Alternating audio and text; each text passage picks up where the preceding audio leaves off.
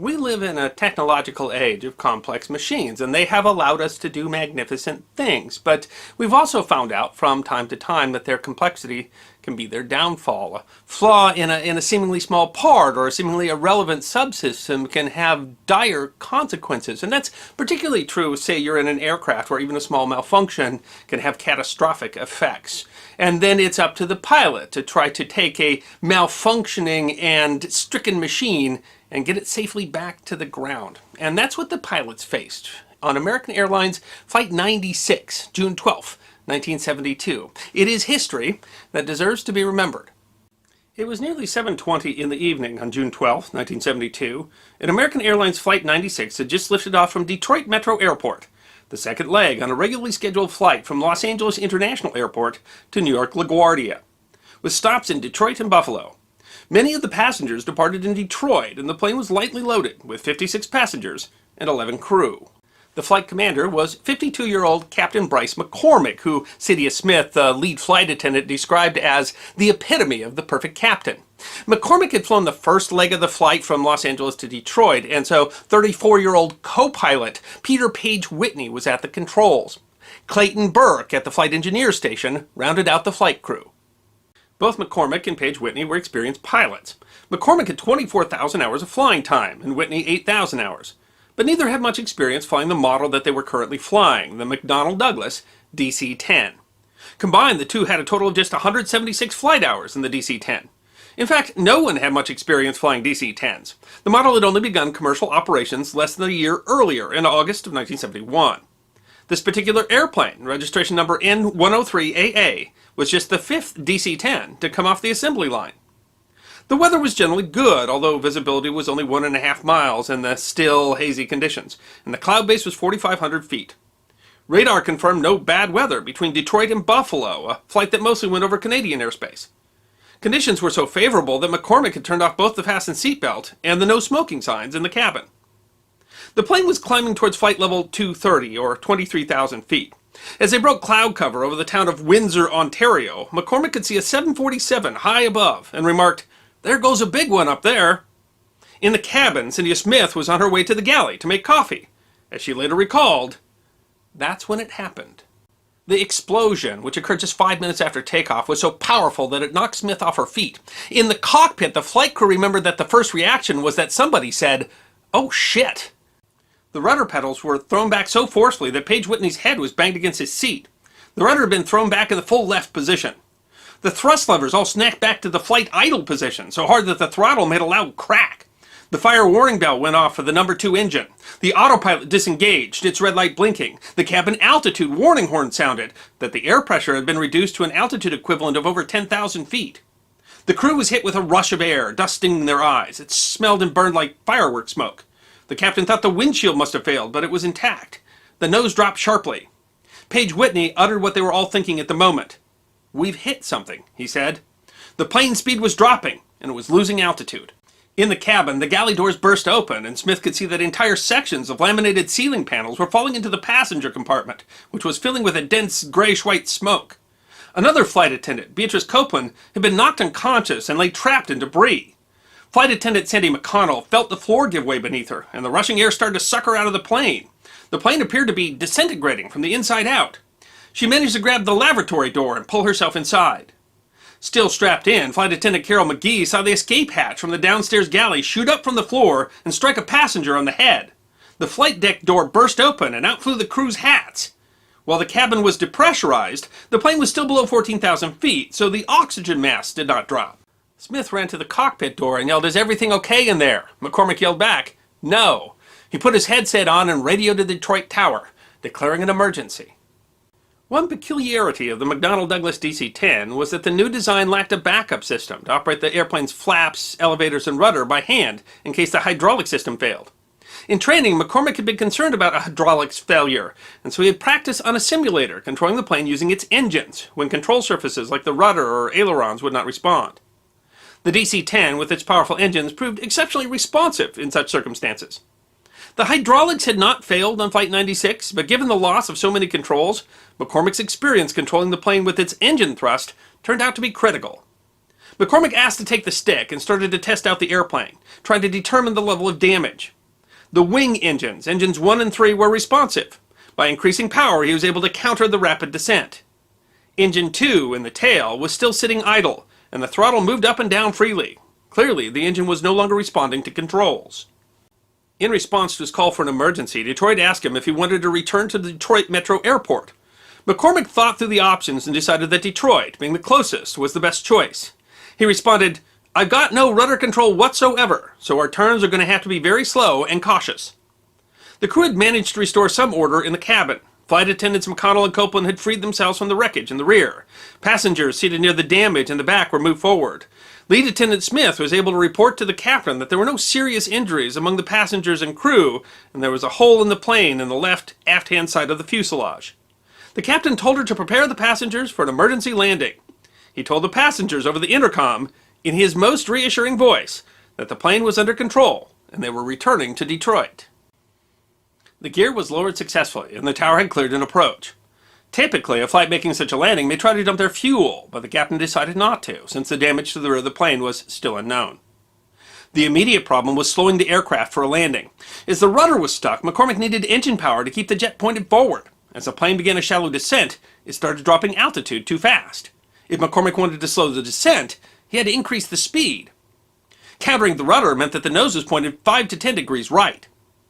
The plane hit the ground at 7:44 p.m., landed as McCormick described it, flat and fast. Racing down the runway, the plane immediately veered right into the grass. Co-pilot Paige Whitney grabbed the reverse thrust levers, throwing the left engine, engine number 1, on maximum reverse power, while canceling reverse power on the number 3 engine right. That straightened the plane, which rolled in the grass parallel to the runway for a couple of thousand feet before slowly easing back onto the runway. The plane stopped some 1,000 feet from the edge of the runway, its right wheel still on the grass. There were no fatalities. Flight attendants McConnell and Copeland received minor injuries, as did 9 passengers. It was amazing, given the severity of the damage to the plane, that the crew, through level-headed decision-making and handling of the situation, had managed to get the plane back on the ground with no loss of life. Captain McCormick was praised for his professionalism in handling the event. He retired in 1980, died in 1997 in an automobile accident at the age of 77. The National Transportation Safety Board was able to quickly determine the cause of the accident. Flight 97 had not had a mid-air collision. Rather, the latches on the aft bulk cargo compartment door had failed. As the plane was pressurized, the failure caused explosive decompression, tearing off the cargo door, which then struck and damaged the leading edge and upper surface of the left horizontal stabilizer. The cabin was still pressurized, and there was insufficient venting between the cabin and the cargo bay. The pressure in the cabin put too much pressure on the floor, which collapsed. As it did, it damaged or severed several wires and cables that ran to control surfaces of the airplane, locking the rudder and severing control to engine number 2, which automatically shut down. The gaping hole and depressurization pulled a hurricane-force wind through the length of the aircraft. The Ontario police found the cargo door and a coffin carrying a body that was being transported in the cargo bay and had been sucked out during the explosive depressurization in a cornfield. Flight 96 had been having trouble with that aft cargo door throughout the flight. It had taken 18 minutes to get the door to close in Los Angeles. In Detroit, it only took 5 minutes, but the crewman had forced the latch down with his knee. That had extinguished the warning light that was in the cockpit, made it look as if the door was closed and latched, but in fact what it had done was to bend the latching pins. Further investigation found that the DC-10 had been having recurring problems with the latches on that door and had been identified when the airframe was being tested. McDonnell Douglas had issued a service bulletin indicating that the actuator on the latching mechanism be rewired with more robust wires, but it wasn't required, and it's not really clear if that would have solved the problem on Flight 96, which in any case hadn't received that retrofit. The NTSB issued recommendations to address the problem, but in a gentleman's agreement between the FAA and the manufacturer, the recommendations were not made an airworthiness directive from the FAA, and so did not have the force of law. Thus, the recommendations were applied slowly and haphazardly. On March 3, 1974, a DC-10 that was being operated by Turkish Airlines flying between Paris and London also suffered explosive decompression due to the failure of the latches on the aft bulk cargo compartment door. Maintenance records said that all the modifications that had been suggested by the NTSB had been performed on the plane, but inspection of the wreckage showed that most of those repairs had actually never been made. In Detroit, the pilots had been able to land the plane, but in the case of the Turkish Airlines airplane, the collapse of the cabin floor had severed all connections to the rear control surfaces and the plane's hydraulics, and it forced the plane to crash, killing all 346 people on board. It was, at the time, the deadliest air disaster in civil aviation history. McDonnell Douglas ended up paying about $18 million in lawsuits to relatives of the victims, and the FAA finally required changes not just to the cargo doors of the DC-10, but to all aircraft that used outward opening cargo doors. In 1755, John Mueller wrote in his work a treatise containing the practical part of fortification. But notwithstanding all human precautions that can be taken, yet accidents will happen. That comment has since become axiomatic. Accidents will happen, but the question is, do we learn from those accidents? One particularly spectacular airline accident in 1988 changed the entire way that we understand aircraft maintenance. We learned more from that accident than perhaps almost any other. The terrifying tale of Aloha Airlines Flight 243 is history that deserves to be remembered. At 1:25 in the afternoon on April 28, 1988, Aloha Airlines Flight 243 took off from Hilo International Airport on the island of Hawaii. On board the Boeing 737-297 were 95 souls, 89 passengers, 5 crew, and an FAA air traffic controller hitching a ride in the cabin jump seat. The flight was bound for Honolulu International Airport on the island of Oahu, a flight of around 211 miles with a flight time of just under an hour.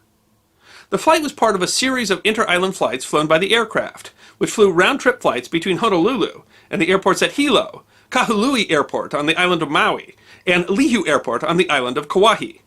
The plane had already flown 3 round trips, one between Honolulu and each of the islands that day. The flight had then flown from Honolulu to Maui and then on to Hilo, and was returning to Honolulu. All the flights that day had been uneventful. At the controls was the first officer, 36-year-old Madeline Tompkins, who went by Mimi. There had been a scheduled first officer change at 11, so she was finishing her first round trip of the day. The captain was 44-year-old Robert Schornsteimer. Both were experienced pilots with significant flight time on the Boeing 737. The takeoff went normally, and the plane leveled off at its scheduled flight level 240, or 24,000 feet. The weather was clear. 23 minutes after takeoff, and approximately 23 miles southeast of Kahului Airport on Maui, Captain Schornsteimer heard a sound that he described as like really heavy canvas ripping. The aircraft, registration number N73711 and named the Queen Liliuokalani, was a 19-year-old plane on an airframe that had an expected service life of 20 years.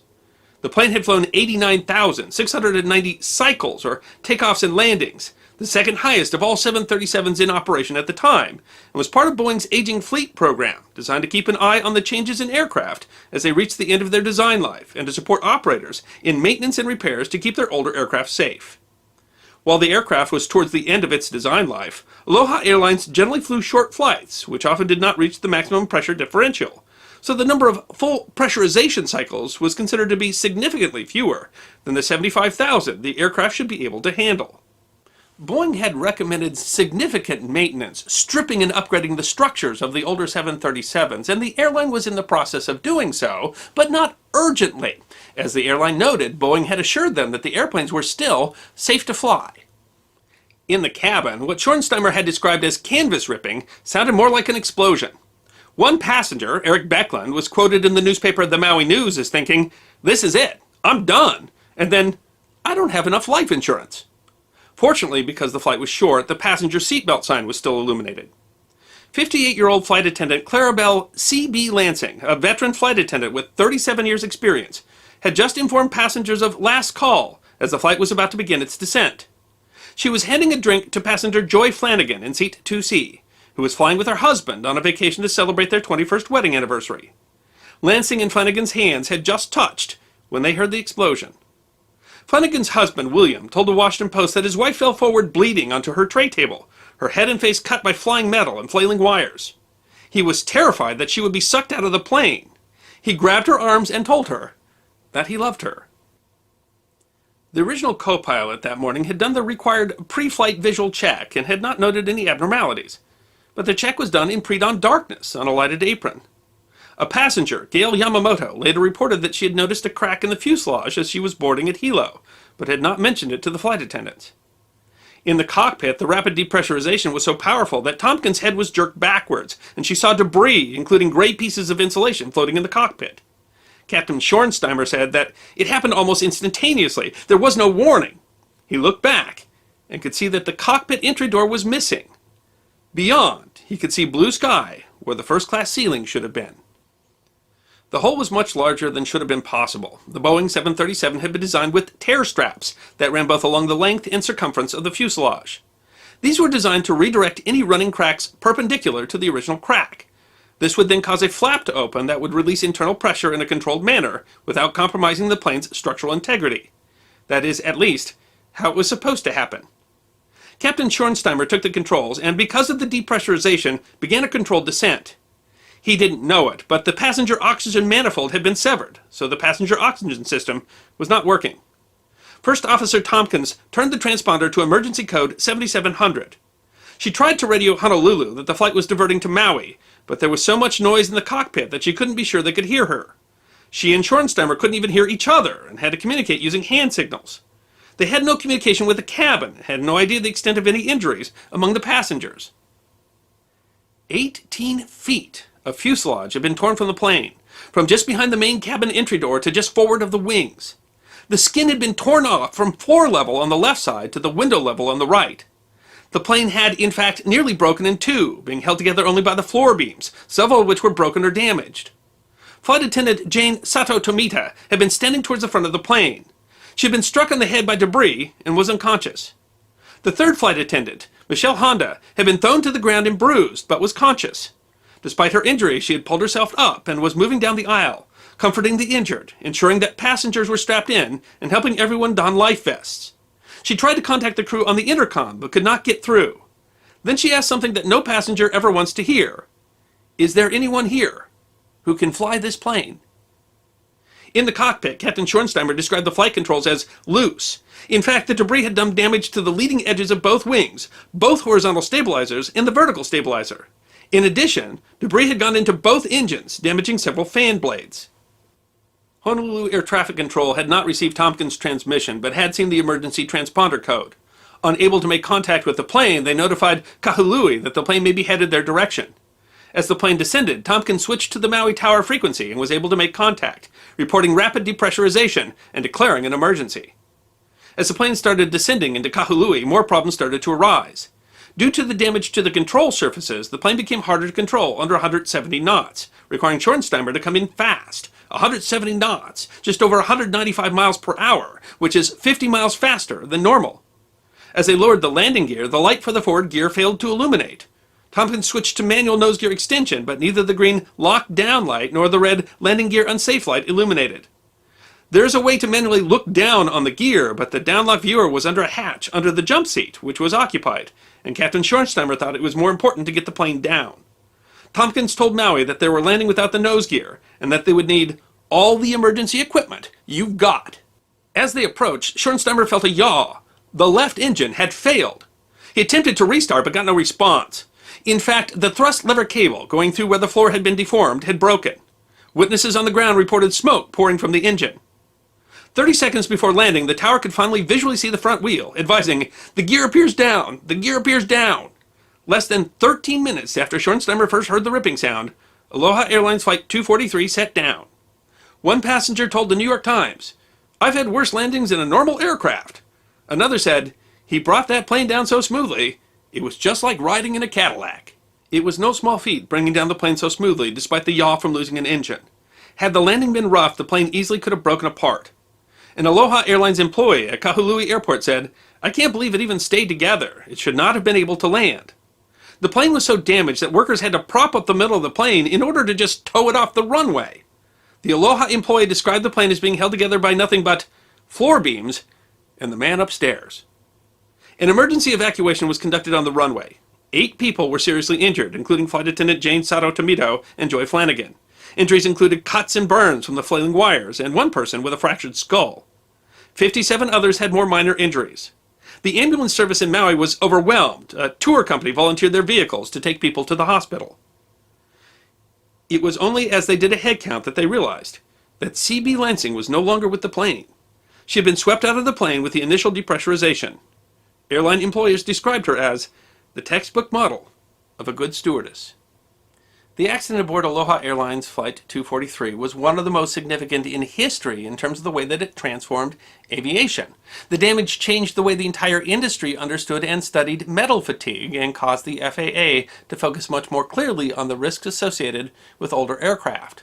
Assumptions like the argument that because the short flights that Aloha Airlines flew meant that the planes never achieved full pressurization and should have put less stress on the airframes turned out to be completely erroneous. In fact, it's apparently cycles, the number of takeoffs and landings, that is most important in understanding stress on the fuselage. And in addition, the tropical climate in which Aloha Airlines operated was a contributing factor, as that causes corrosion. The airplane apparently suffered from something called widespread fatigue damage, or WFD, and that kept the tear straps from operating as they should.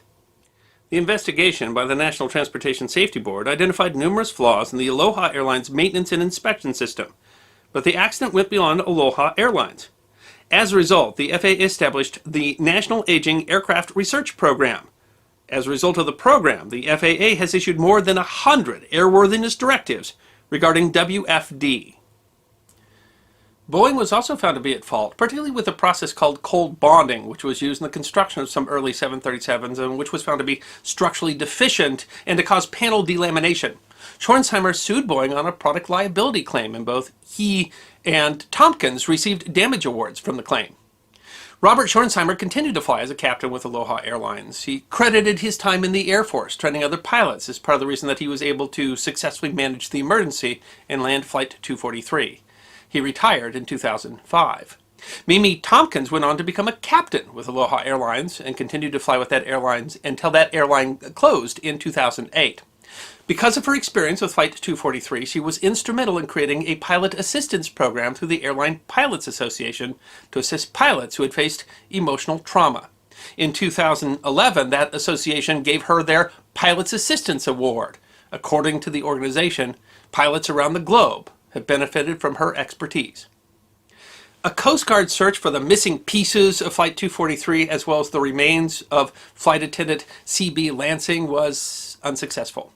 Last April, on the 30th anniversary of the accident, the Association of Flight Attendants recognized her sacrifice, as well as the heroics of the other members of the crew. They reminded us, we are aviation's first responders. We are on every flight ensuring safe passage on their journey. When tragedy strikes, we are there to save lives. Flying ace Eddie Rickenbacker is one of the most well-known of America's World War I fighting heroes, right up there with Sergeant York. His irrepressible smile and his 26 confirmed aerial victories made him a national hero in the Great War. But his heroics during the Second World War are not nearly as well known. It is a story of survival, of perseverance, of the true nature of heroism. It is a story that deserves to be remembered.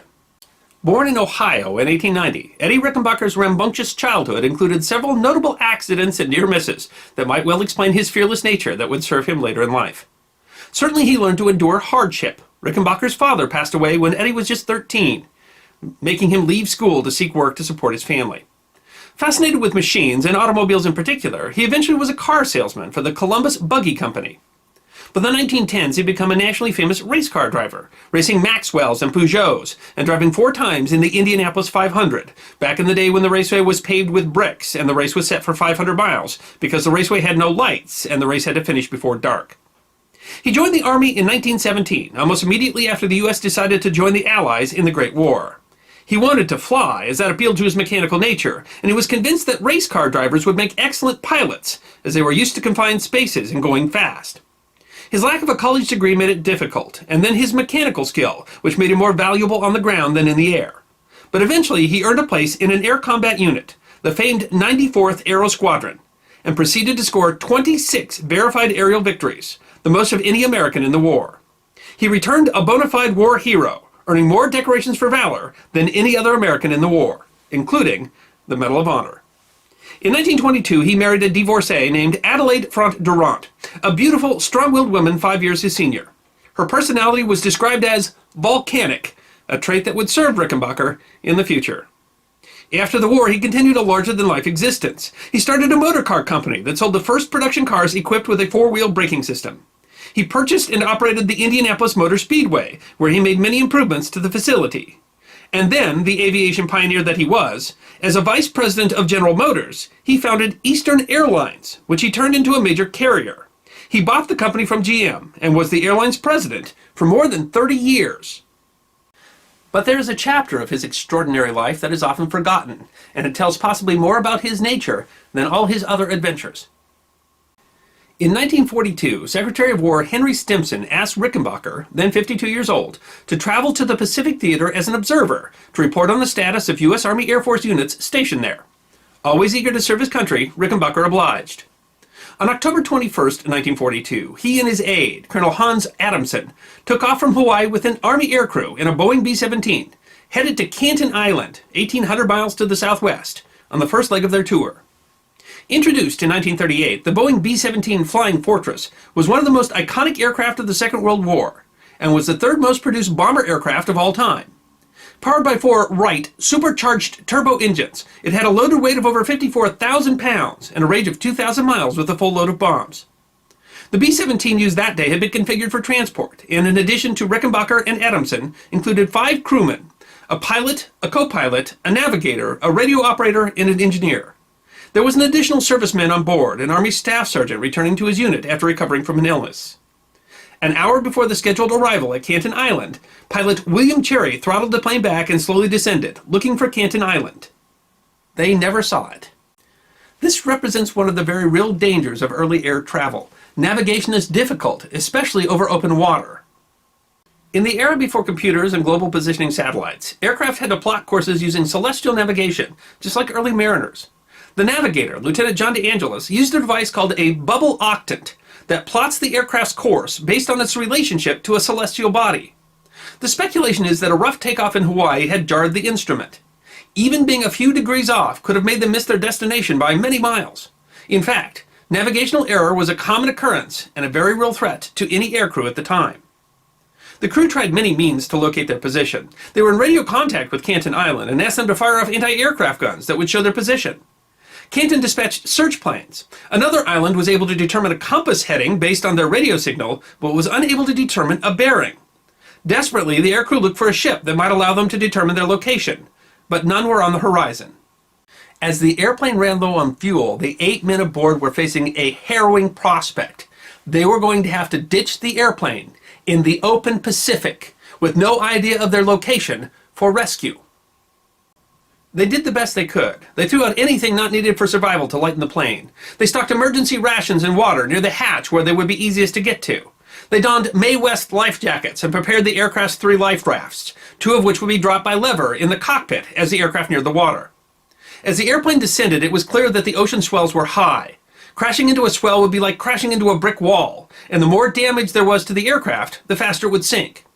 Cherry put the heavy plane down about as well as he could, belly flopping in the middle of a trough between swells, but it was still very rough. All 7 received various injuries, perhaps the worst being Rickenbacker's aide, Colonel Adamson, who badly sprained his back. In the chaos of the crash, it was much harder to retrieve the survival supplies than they hoped, as water rushed through the broken windows. The plane weighed more than 25 tons and was sinking quickly. The ocean swells were over 6 feet, making the rafts difficult to enter. 2 of the rafts were supposed to hold 5 men each, and the smallest would hold 2, but that rating was extremely generous. Rickenbacker later argued that the person who said it fit 5 should be forced to test his theory at sea. The larger raft had a usable area of just 5 by 9 feet. 3 men could hardly tuck into them. When they tried to find the water and supplies that had been carefully stacked, they were gone, washed out by the sea. In the end, the only food they had managed to salvage was 4 oranges that Cherry had stuffed in his pockets. They had few supplies. The rafts came with hand pumps and repair kits. They had a first aid kit. They had a flare gun. Both of the pilots had kept their pistols. They had a couple of fishing lines with fish hooks, but nothing for bait. Perhaps most importantly, Rickenbacker had managed to save 60 feet of line from the airplane. That allowed them to tether the rafts together. On the open ocean, companionship and teamwork was critical. Without the tether, the 3 rafts certainly would have drifted apart. The tight open rafts were terrible. The heat blistered during the day, but as they were constantly soaked by seawater, it would be freezing at night. They had no bait for the fishing lines. They tried using orange peels, but with no luck. They hoped to shoot a seagull with one of the pistols, but none came close. The pistols rusted in the salt air, and they threw them away. For the first 6 days, the 8 men shared just 4 oranges for food. A miracle came on the 8th day. As Rickenbacker rested with his hat on his head, a seagull literally landed on his face. He managed to grab its leg and throttle the bird. Not only did the meat provide sustenance, but it was also wet and quenched thirst. They used the bird's intestines as bait for the fishing lines and immediately started catching fish.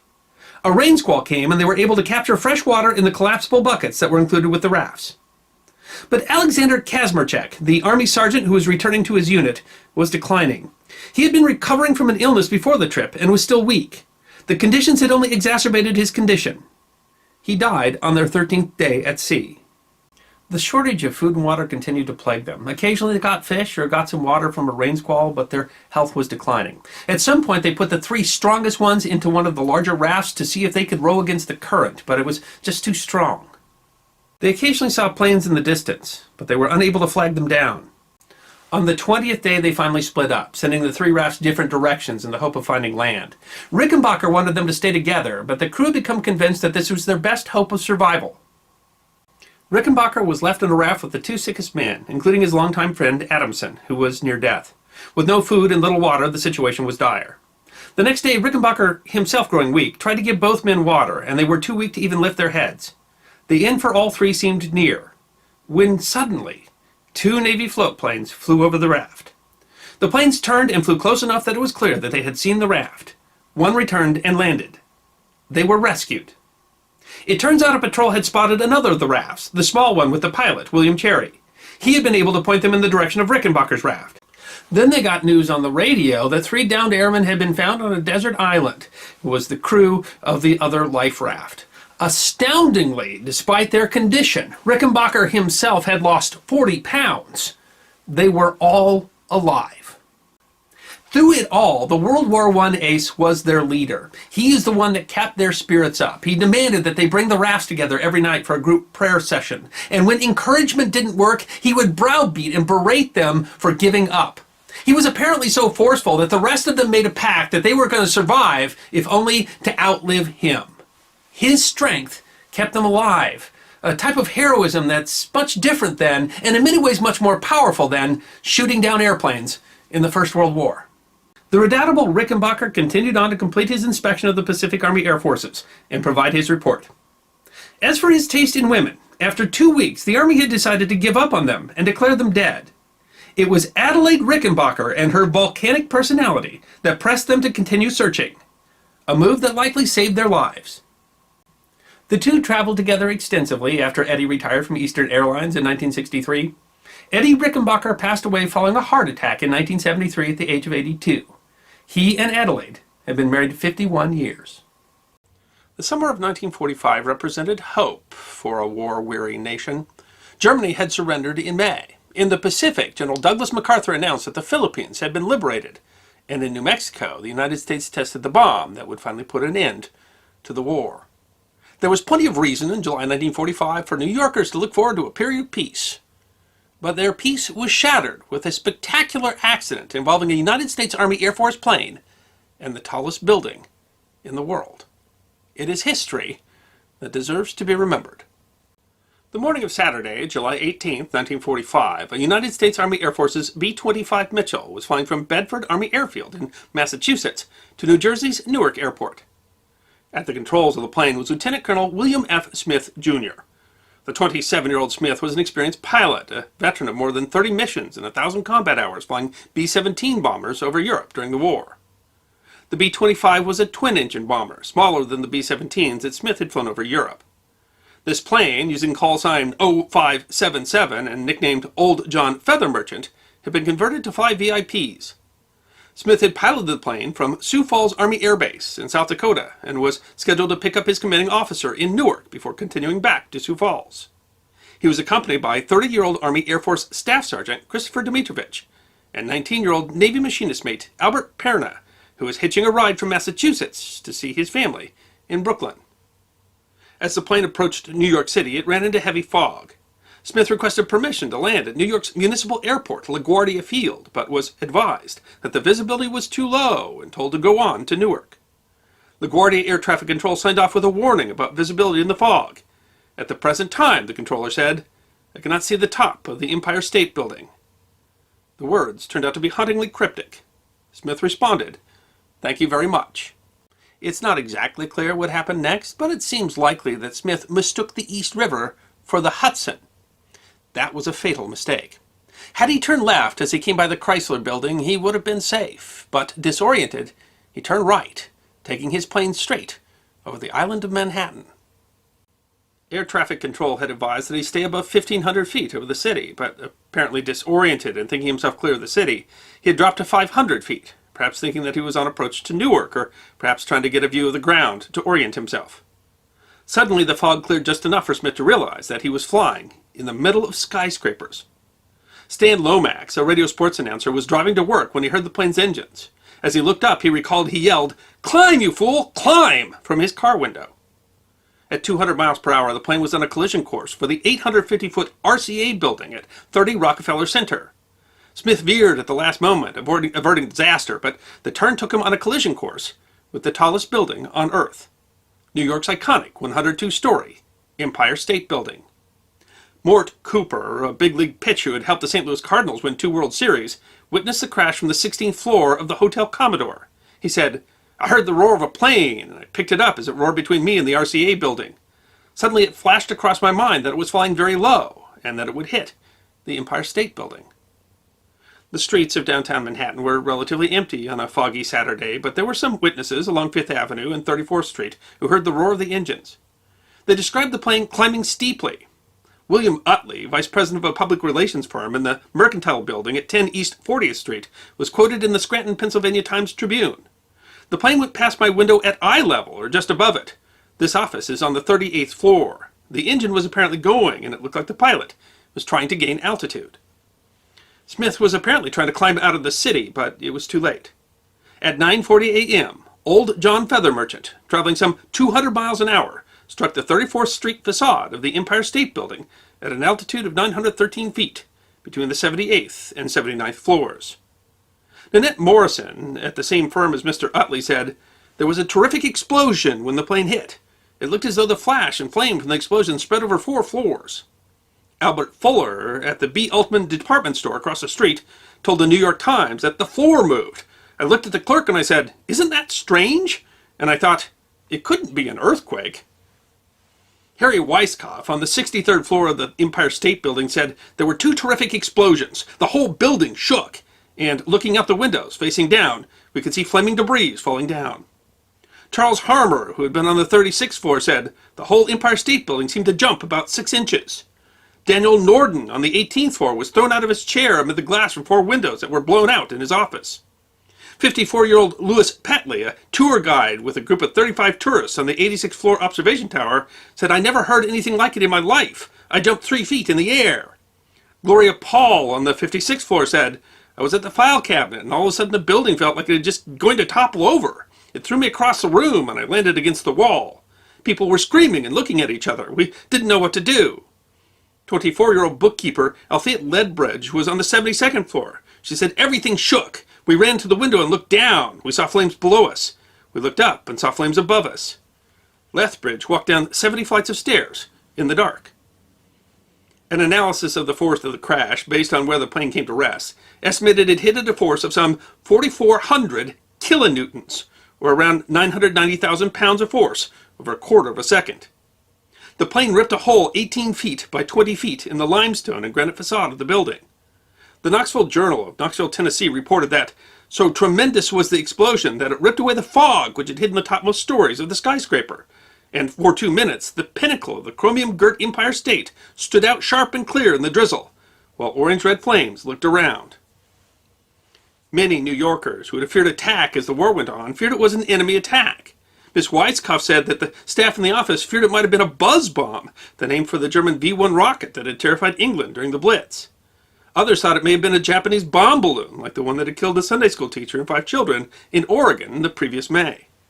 The plane struck so hard that the wings were torn off. One engine shot through the building, landing on the roof of a building on 33rd Street and starting a fire that destroyed a penthouse art studio. The second engine and parts of the landing gear went down an elevator shaft, were found in the basement.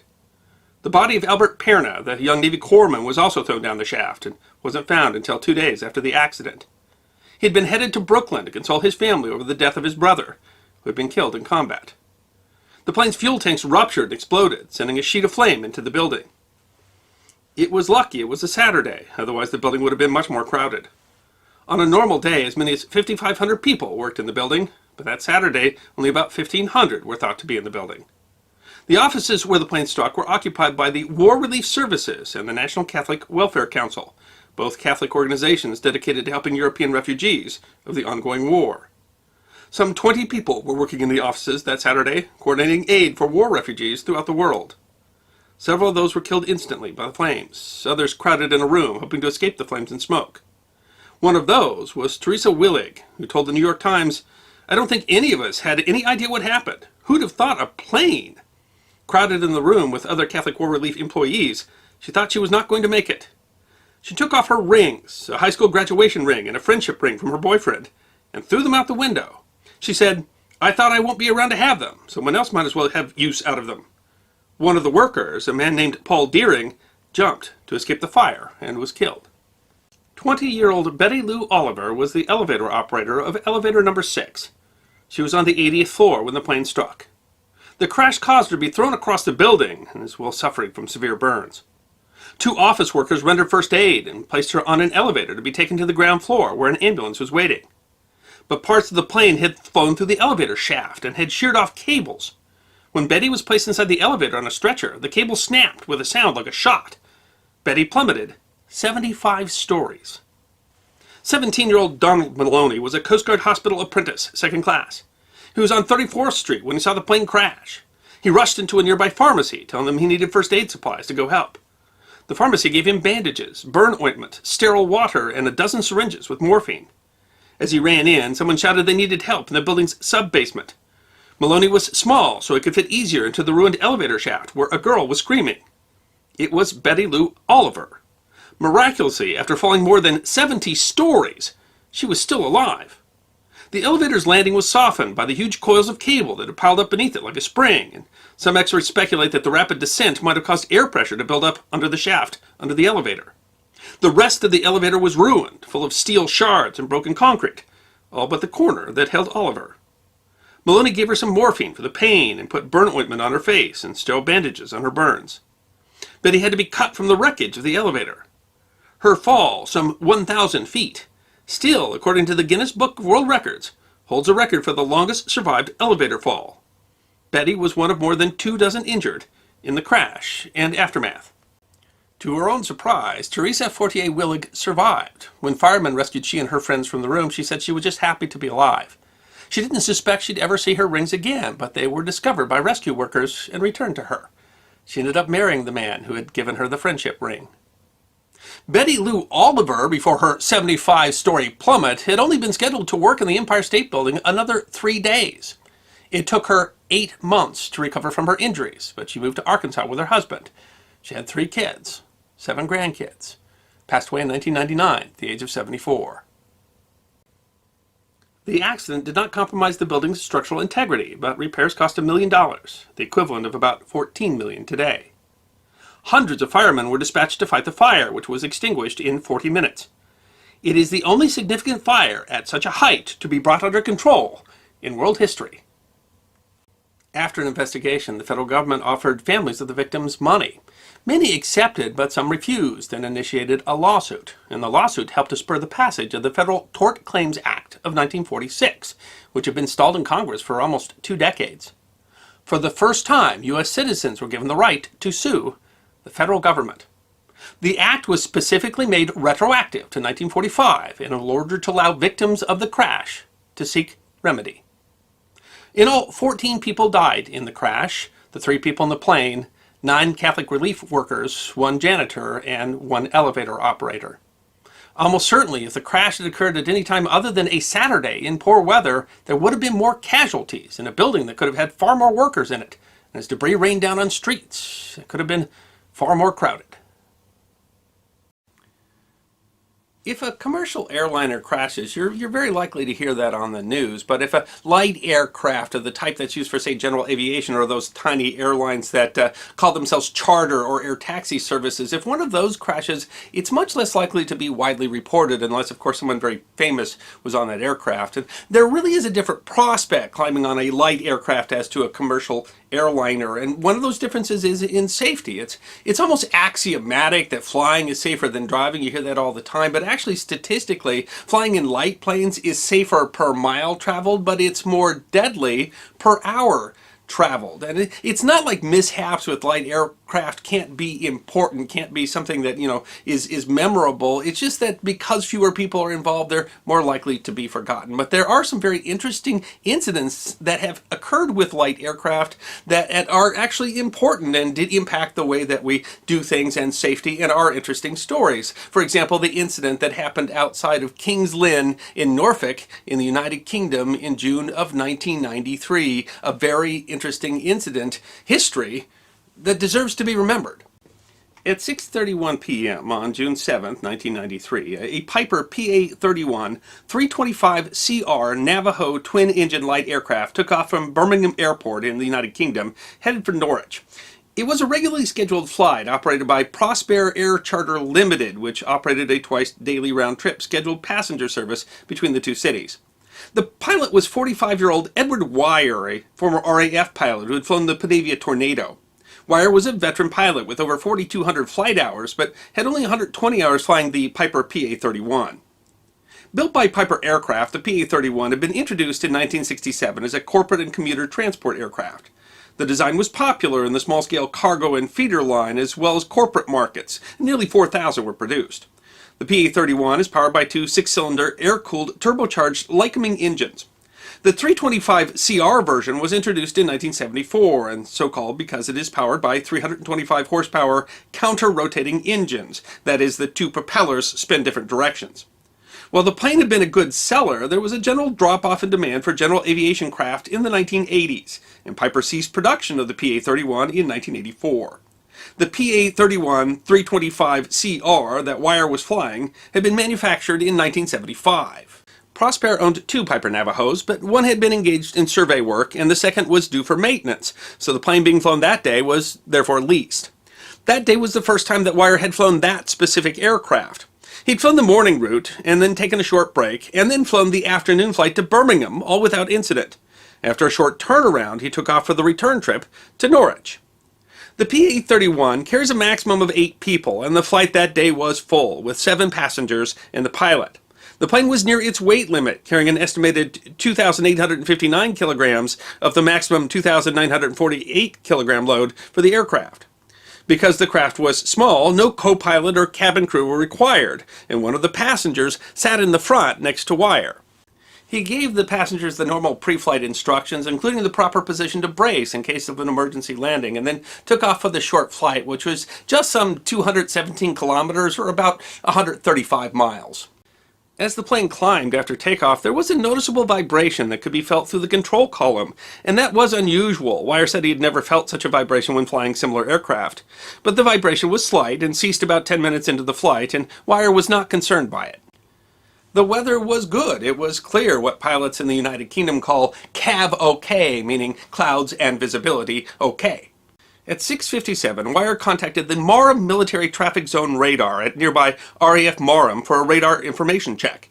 He informed Marham that he would be reducing altitude to 3,000 feet as he began his descent into Norwich.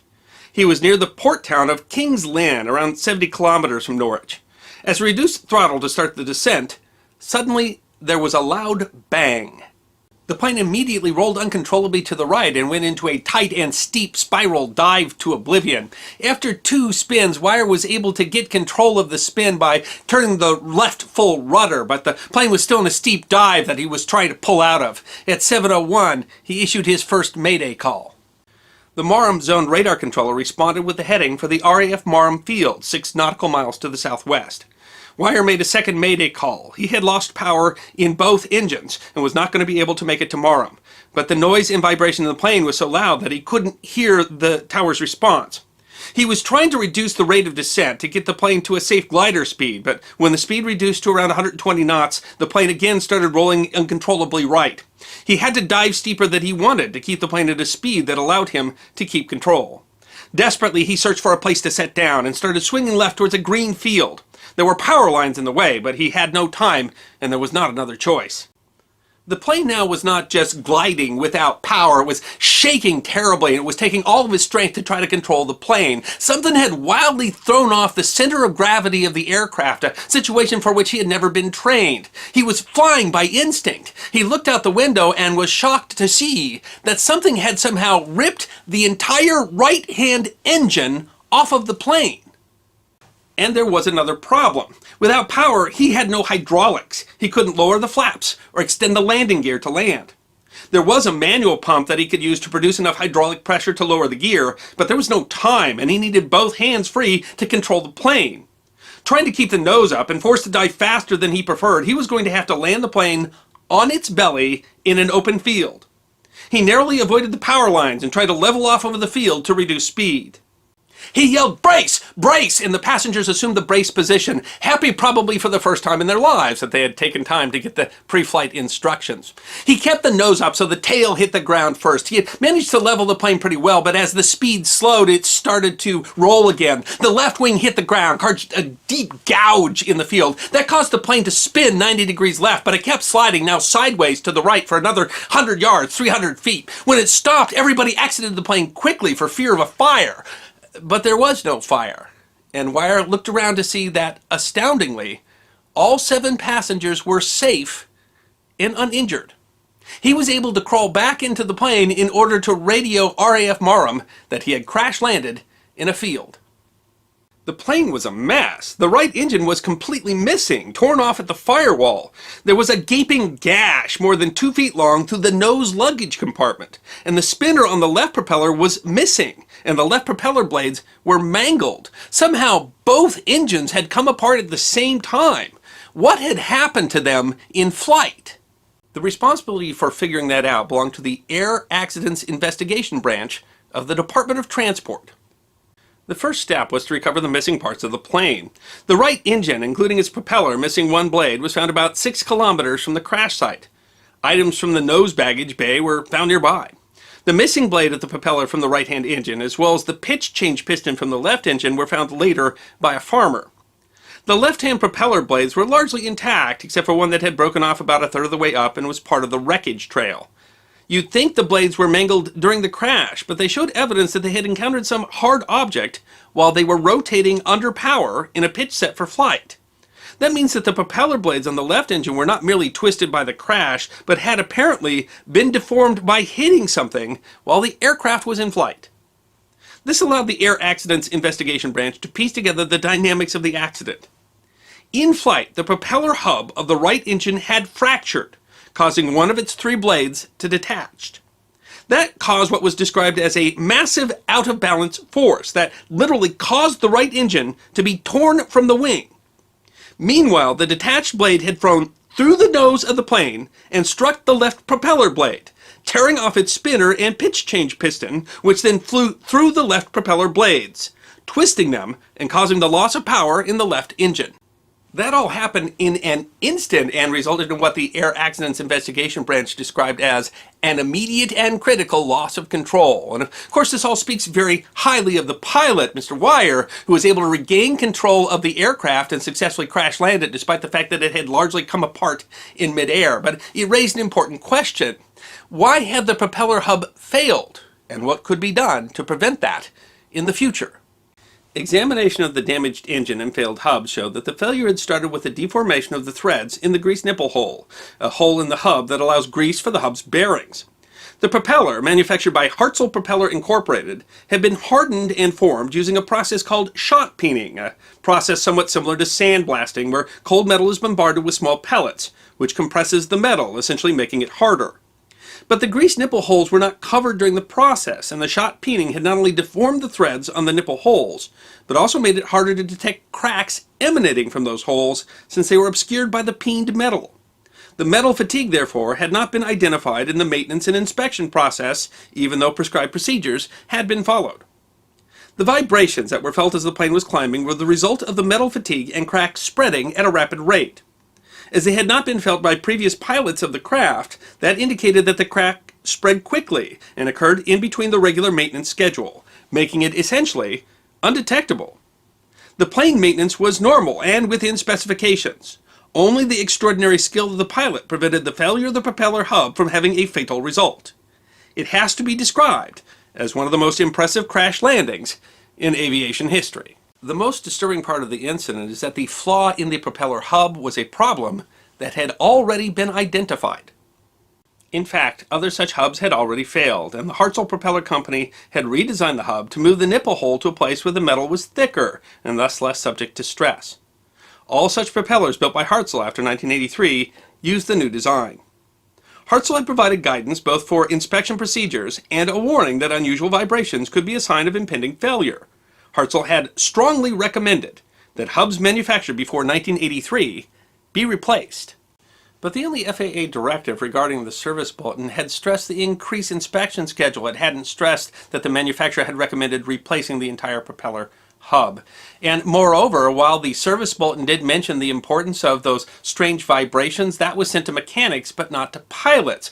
Operators like Wire who were flying the aircraft had not been told of the meaning of those strange vibrations.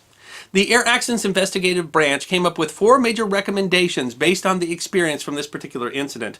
Number 1, if a service bulletin was relevant to pilots as well as mechanics, extra effort should be put into making sure that the pilots get the information.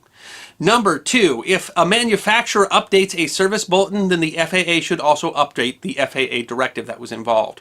Number 3, that the FAA should consider making mandatory the replacement of parts where that is strongly recommended by a manufacturer and it might affect the safety of the aircraft. And number 4, all operators of the PA-31 should do a detailed stress analysis of any pre-1983 propeller hubs. Despite not being manufactured since 1984, Piper PA-31s are still popular among collectors and private pilots. Although, if you are purchasing one, I would certainly check to make sure the propeller hubs were the post-1983 design. And in any case, that crash landing outside of King's Lynn in Norfolk in June of 1993 represents an exceptional bit of piloting, one of the more impressive crash landings in aviation history, and for that reason alone, it deserves to be remembered. I hope you enjoyed this episode of The History Guy, short snippets of forgotten history between 10 and 15 minutes long. And if you did enjoy, please go ahead and click that thumbs up button. If you have any questions or comments or suggestions for future episodes, please write those in the comment section. I will be happy to personally respond. Be sure to follow The History Guy on Facebook, Instagram, Twitter, and check out our merchandise on teespring.com. And if you'd like more episodes on forgotten history, all you need to do is subscribe.